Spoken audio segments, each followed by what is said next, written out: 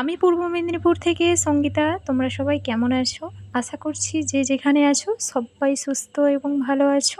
আমরাও ভালো আছি। তো আজ বৃহস্পতিবার আর এখন ঘড়ির কাঁটায় বাজে 6টা 5।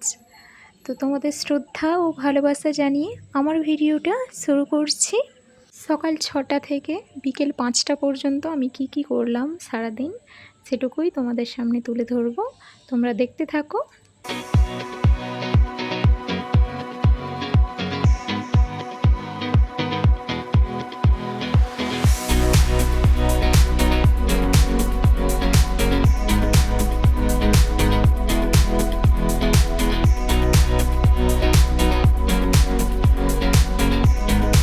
তো দেখো ঘর ঝাঁট দিয়ে এদিকে বিছানার জিনিসপত্র গুছিয়ে, আর এই যে আমার ছেলেটা এত বদমাস কি বলবো।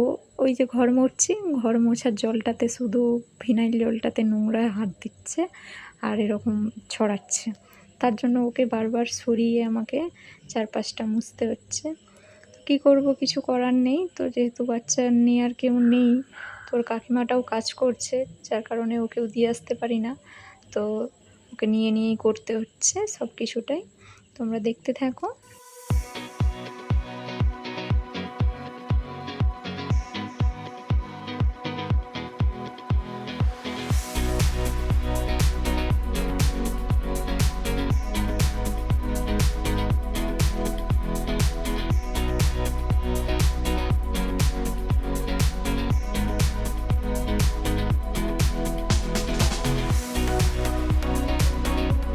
তো দেখো কলপাড়ে চলে এসেছি, আর এখানে জিনিসপত্র কিছু ছিল বাবুদের, তো ওগুলোই সার্ভ করে নিচ্ছে।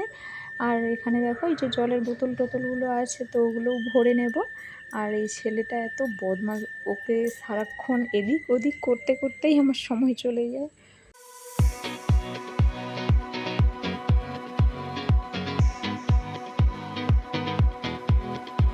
তো স্নান সারা হয়ে গেছে, এই যে স্নান সেরে ঠাকুর বাসনগুলো নিয়ে কলপাড়ে চলে আসলাম। আর এগুলো ধুয়ে নিয়ে মন্দির ধোবো, তারপর ঠাকুর ঘর মুছবো, ঠাকুর ঘরের কাজ আছে, ঠাকুর পুজো করব।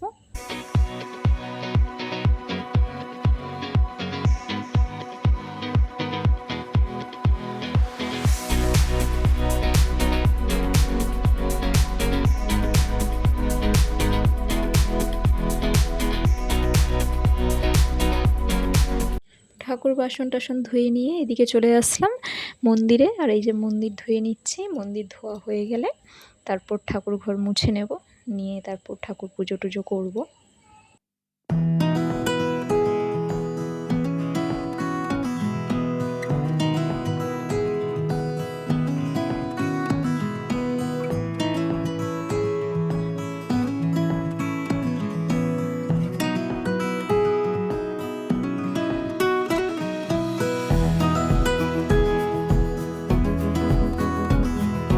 ঠাকুর ঘর মুছে নিয়ে এই যে ঠাকুর পুজো করে নিয়েছি। আর ঠাকুর পুজোর ভিডিওটা তোমাদের সাথে শেয়ার করলাম না। আর এদিকে ছেলেও চলে এসেছে স্কুল থেকে। আর এদিকে দেখো মুড়ি দুটো খেয়ে তারপর ভাবলাম না, ছোটো ছেলে ঘুমাচ্ছে, তো ভাবলাম না সবজিটা কেটেই নিই। তো সবজি কাটতে বসে গেছি।